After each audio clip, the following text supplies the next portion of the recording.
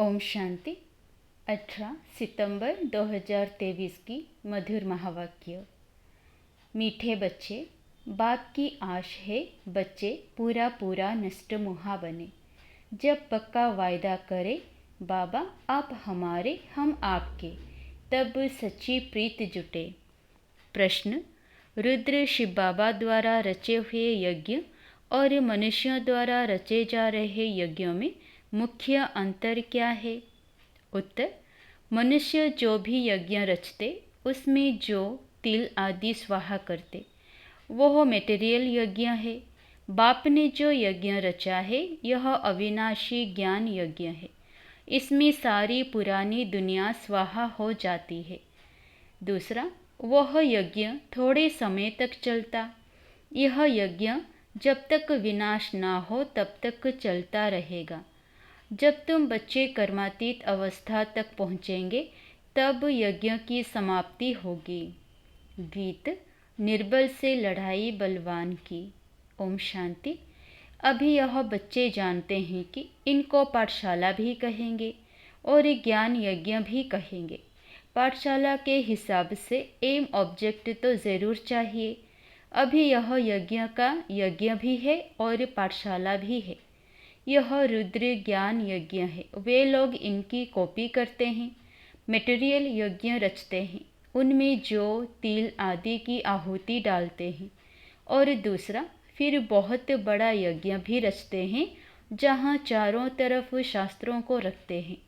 बहुत बड़ी जमीन ले लेते हैं, फिर एक तरफ चावल, घी, आटा आदि सब रखते हैं और दूसरे तरफ शास्त्र भी सब रखते हैं। जो शास्त्र मांगो वह सुनाएंगे। फिर वहाँ यज्ञ में स्वाहा भी करते रहते। बात कहते यह रुद्र तो मेरा नाम है। कहते भी हैं रुद्र भगवान ने ज्ञान यज्ञ रचा था, इसका नाम पड़ गया रुद्र ज्ञान यज्ञ। जैसे नेहरू के बाद नाम रखते हैं नेहरू मार्ग, नेहरू पार्क आदि। अब रुद्र तो है भगवान शिव, उसने ही रुद्र ज्ञान यज्ञ रचा है। इस यज्ञ में सारी पुरानी सृष्टि की आहुति पड़ती है। यह कोई की बुद्धि में थोड़े ही होगा। कितनी बड़ी सृष्टि है, कितना दूर दूर शहर है, सब इस अविनाशी ज्ञान यज्ञ में आहुति पड़ जाएंगे। पुरानी दुनिया का विनाश तो जरूर होना है, फिर नई दुनिया बनेगी। विनाश होने में नेचुरल कैलामिटीज़ भी मदद करती है। तो यह है रुद्र राजस्व अश्वमेध अविनाशी ज्ञान यज्ञ। अविनाशी माना जब तक विनाश हो तब तक चलता रहे। ऐसा यज्ञ किसी का चलता नहीं है। बहुत में बहुत 1 मास चलाएंगे। गीता भी 1 मास सुनाते हैं। अब बाप समझाते हैं मैंने यह ज्ञान यज्ञ रचा है। यह है राजस्व अश्वमेध, यानी तुम्हारा जो रथ है उनको स्वाहा करना है, बलि चढ़ाना है। उन्होंने नाम दूसरा रख दिया है। दक्ष प्रजापति का यज्ञ दिखाते हैं, उसमें घोड़े को जलाते हैं। बड़ी कहानी है। बाप समझाते हैं यह है मेरा अविनाशी ज्ञान यज्ञ। अविनाशी द्वारा अविनाशी यज्ञ। ऐसे नहीं कि सदैव चलता रहेगा। जब सारी दुनिया के स्वाहा होने का समय आए तब तक यह यज्ञ चलना है, क्योंकि बाप है ज्ञान का सागर। भक्ति के तो ढेर शास्त्र हैं। ज्ञान का सागर बाप है तो जरूर उनके पास नया ज्ञान होगा। बाप अपना पूरा परिचय देते हैं और फिर सृष्टि चक्र कैसे फिरता है यह भी समझाते हैं, जिससे आत्मा त्रिकालदर्शी बनती है। त्रिकालदर्शी पने का ज्ञान और कोई दे ना सके। एक तो ज्ञान को धारण करना है, दूसरा तुम बच्चों को योग बल से विकर्माजीत बनना है। जन्म जन्मांतर के पापों का बोझा जो सिर पर है वो जलने में टाइम लगता है। कितने वर्ष हुए हैं तो भी कर्मातीत नहीं हुए हैं। कर्मातीत अवस्था जब आती है तब यज्ञ भी समाप्त होता है। यह बहुत बड़ा भारी यज्ञ है। आसार भी देखते हो, तैयारियां हो रही है। आगे चलकर तुम देखेंगे नेचुरल कैलामिटीज़ भी तैयारी हो रही है। कभी जोर से फ्लड्स होंगे, कभी अर्थक्वेक, कभी फेमन अकाल होगा। वो लोग तो गपोड़े मारते हैं कि 4 वर्ष का प्लान बनाया है, फिर अनाज बहुत हो जाएगा। अरे, खाने वाले मनुष्य भी तो बहुत जास्ती हैं। सिर्फ मनुष्य थोड़े ही, टिड्डियाँ, मक्कड़ आदि भी तो खा जाते हैं। फ्लड्स आते हैं, बहुत नुकसान कर देते हैं। यह बेचारों को पता नहीं पड़ता। तुम जानते हो, फेमन आदि पड़ना ज़रूर है। आसार दिखाई पड़ते हैं। थोड़ी लड़ाई लग जाए तो अनाज आना ही बंद हो जाए। आगे लड़ाई में कितने स्टीमर्स डूबे थे। 1-2 का बहुत नुकसान किया था। बाप कहते हैं 5000 वर्ष पहले भी यह यज्ञ रचा था और तुम राजयोग सीखे थे। यज्ञ रचा जाता है ब्राह्मणों द्वारा। गीता में तो लड़ाई आदि की बातें लिख दी हैं। संजय आदि भी है। यह सब है भक्ति मार्ग की सामग्री। यह भी अविनाशी है। फिर से भक्ति मार्ग में वही सामग्री निकलेगी। रामायण आदि जो भी शास्त्र निकले हैं, फिर निकलेंगे। जिन्हों की राजधानी चली है, अंग्रेज आए, मुसलमान आए, यह सब होकर गए, फिर आएंगे, फिर भी पार्टीशन होगा। इन बातों को तुम जान सकते हो। तुम्हारे में भी नंबरवार हैं। कोई तो कुछ भी नहीं जानते। तो बाप समझाते हैं, कितने यज्ञ रचते हैं, उन्हों को समझाना है। वास्तव में है अश्वमेध अविनाशी रुद्र ज्ञान यज्ञ, जो रुद्र शिव भगवान ने ही रचा था। श्री कृष्ण ने नहीं रचा। श्री कृष्ण का वही चित्र तो सतयुग में मिलेगा, फिर कभी मिल ना सके, क्योंकि वह नाम रूप देश काल तो सब बदलता जाता है। ऐसे तो हो नहीं सकता कि श्री कृष्ण आकर अपने को पतित पावन कहलाए। पतित पावन एक ही परमात्मा है। ऐसे नहीं कि तुम कहेंगे पहले से ही क्यों नहीं रूप दिखाया। नहीं, ऐसे थोड़े ही कि सब पहले से ही बता देंगे। तुम कहेंगे पहले से यह ज्ञान क्यों नहीं देते थे, एक ही रोज में क्यों नहीं ज्ञान देते। परंतु नहीं, यह तो ज्ञान सागर है, सो जरूर आहिस्ते आहिस्ते सुनाते रहेंगे। ऐसे थोड़े ही कि सब एक ही टाइम पढ़ लेंगे। नंबरवार पढ़ेंगे और पढ़ाई में टाइम लगता है। इसका नाम ही है अविनाशी रुद्र ज्ञान यज्ञ। अब यह तो कहाँ भी लिखा हुआ नहीं है। शास्त्रों में निमित्त मात्र सिर्फ अक्षर है। भारत का प्राचीन सहज राजयोग। अच्छा, प्राचीन कब? शुरुआत में तो जरूर इस अविनाशी ज्ञान यज्ञ से ही स्वर्ग बनाया होगा। बाप कहते हैं, मैं आता हूँ कल्प कल्प संगम युगे। उन्होंने भूल कर दी है, टाइम भी बदल दिया है। फिर सतयुग की आयु लाखों वर्ष लिख दी है, गपोड़े लगा दिए हैं। यह तो हैं 4 भाग। स्वस्तिका में भी 4 हिस्से कर देते हैं।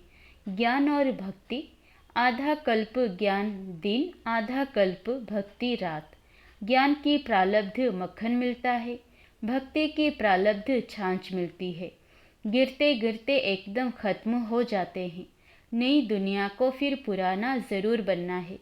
कलाएं कम होती जाती है, इसीलिए अब इनको भ्रष्टाचारी विशेष कहा जाता है। आसुरी दुनिया है ना, तुम जानते हो। इन भक्ति आदि करने से कभी भगवान नहीं मिल सकता। भक्ति तो करते ही आए हैं, बंद होती नहीं। अगर भगवान मिल जाए तो भक्ति बंद हो जाए ना। आधा कल्प भक्ति को चलना है। यह सब बातें मनुष्यों को समझानी पड़ती है। दुनिया नई कैसे बनती है, इसका चित्रों से साक्षात्कार कराना है। पुरानी दुनिया खत्म हो, फिर नई स्थापन होती है। अब एग्जीबिशन व प्रदर्शनी आदि की किसी बड़े से ओपनिंग करानी होती है, मदद तो लेनी पड़ती है ना। उनको फिर थैंक्स दी जाती है, बधाई देने लिए तार दी जाती है। कितने बड़े बड़े टाइटल अपने ऊपर रखवा दिए हैं। श्री श्री का टाइटल भी रख लिया है। श्री श्री बाप समझाते हैं, श्रेष्ठाचारी दुनिया थी, अब भ्रष्टाचारी है। फिर बाप श्रेष्ठाचारी बनाने आए हैं। वो फिर पहले से ही अपने ऊपर श्री नाम रख देते हैं। वास्तव में श्री लक्ष्मी, श्री नारायण सतयुग में ही कहा जाता है। राजाओं को श्री का टाइटल कभी नहीं देते थे, उनको फिर हिज हाइनेस कहते हैं। सबसे बड़े हिज होलीनेस लक्ष्मी नारायण की राजाएं भी पूजा करते हैं, क्योंकि वह पवित्र हैं, खुद पतित हैं।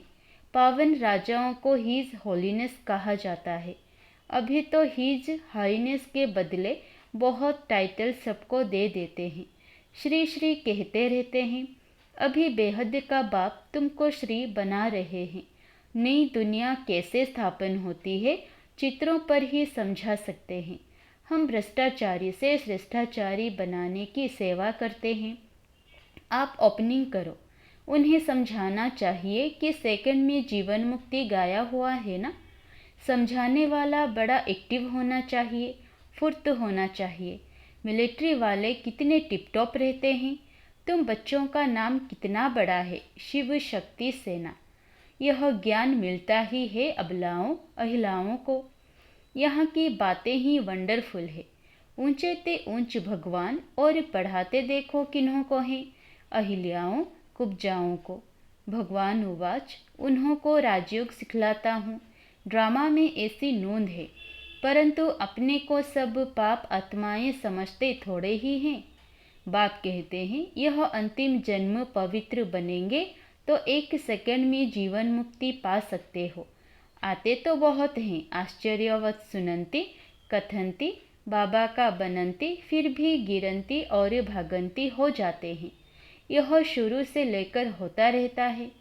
सुबह को कहेंगे हमको पक्का निश्चय है, शाम को कहेंगे मुझे संशय है, मैं जाता हूँ, मैं चल नहीं सकता, मंजिल ऊंची है, मैं छुट्टी लेता हूँ। ड्रामा की भावी बाप को फारगती दे देते हैं। माया इतनी प्रबल है जो चलते चलते थप्पड़ लगा देती है। बच्चे कहते हैं बाबा माया को कहो थोड़ी नर्म हो जाए। बाबा कहते मैं तो माया को कहता हूँ खूब गर्म हो। बाप कहते हैं खबरदार रहना, ऐसे नहीं कि माया थप्पड़ मार दे और तुम फंस पड़ो। तुम मांगते ही हो जनक मिसल गृहस्थ व्यवहार में रहते जीवन मुक्ति पाए। बाप कहते हैं 1 जन्म पवित्र बनो तो तुम स्वर्ग के मालिक बनेंगे। मनुष्यों की जहर से विकारों से कितनी दिल है, चलते चलते गिर पड़ते हैं। हम शादी करना नहीं चाहते तो गवर्नमेंट कुछ नहीं कर सकती है। समझा सकते हैं कि हम पतित बने ही क्यों, जो पुजारी बन सबके आगे सिर झुकाना पड़े। मैं कुमारी हूँ तो सब मेरे आगे सिर झुकाते हैं, तो हम क्यों ना पूज्य रहें। बेहद का बाप कहते हैं कि पवित्र पूज्य बनो। एक ही राजयोग का इम्तिहान है, कितने चढ़ते और गिरते हैं, हर एक अपना अपना पार्ट बजाता है। रिजल्ट फिर भी वही रहेगी जो कल्प पहले हुई होगी। यह ड्रामा में है, हम एक्टर्स हैं। पूरा नष्टमुहा बने तब बाप से पूरी प्रीत जुटे। बाबा बस हम तो आपको ही याद करेंगे, आपसे वर्षा लेकर ही छोड़ेंगे, ऐसी प्रतिज्ञा करनी पड़े, तब ही स्त्री पुरुष दोनों पवित्र बन स्वर्ग धाम जा सकें।